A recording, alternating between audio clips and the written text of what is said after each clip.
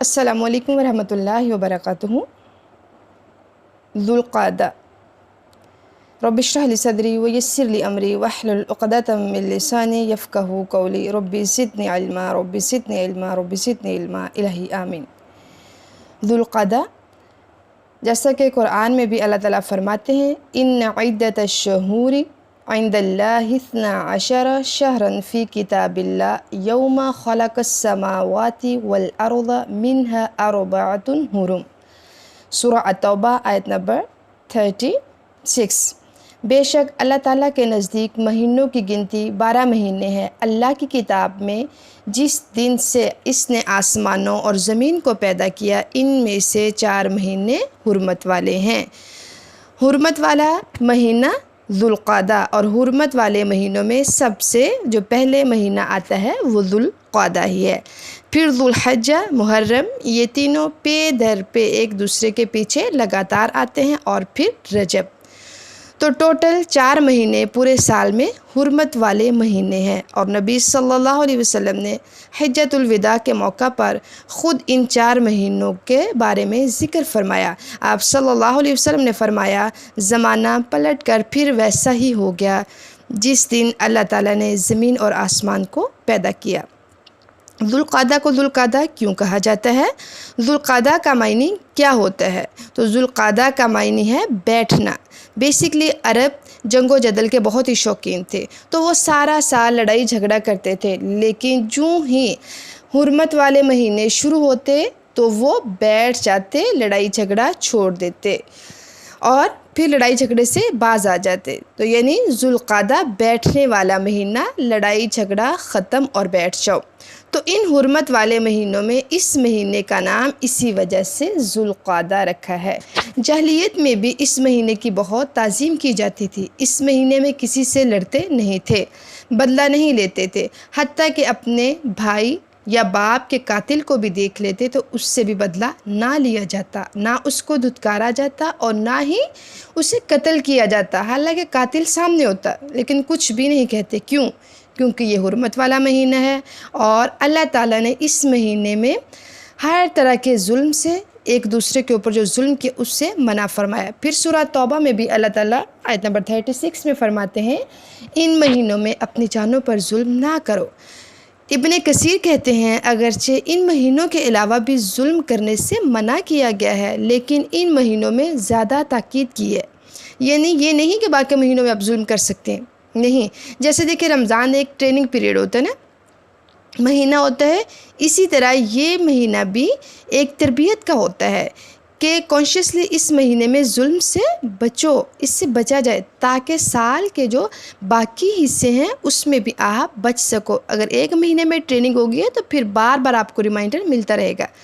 تو ان کی حرمت اور شدت کی وجہ سے ظلم اور زیادہ ظلم ہے اور گناہ ہے۔ قتادہ کہتے ہیں کہ بڑا جو حرمت والے مہینوں میں ظلم کرنا خطا ہے اور بڑا گناہ ہے۔ کیا ہے؟ بڑا گناہ ہے۔ اس مہینے میں جو ظلم، تو دیکھیں ظلم ہی ہے، اب کبھی بھی کر لیں اس کو، لیکن اس مہینے میں ظلم کی سنگینی اور بڑھ جاتی ہے اور گناہ کئی گنا بڑھ جاتا ہے۔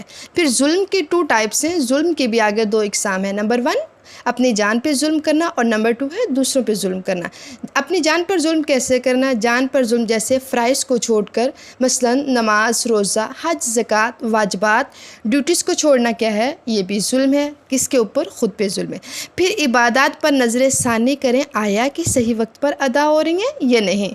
نمبر 2 ظلم ہوتا ہے حرام کام کر کے، بے حیائی کا ارتکاب کر کے، صحیح لباس نہ پہننا، والدین کی نافرمانی، قطع رحمی اور دیگر حرام کام کرنا، یہ بھی دراصل اپنی جان پر ظلم ہے۔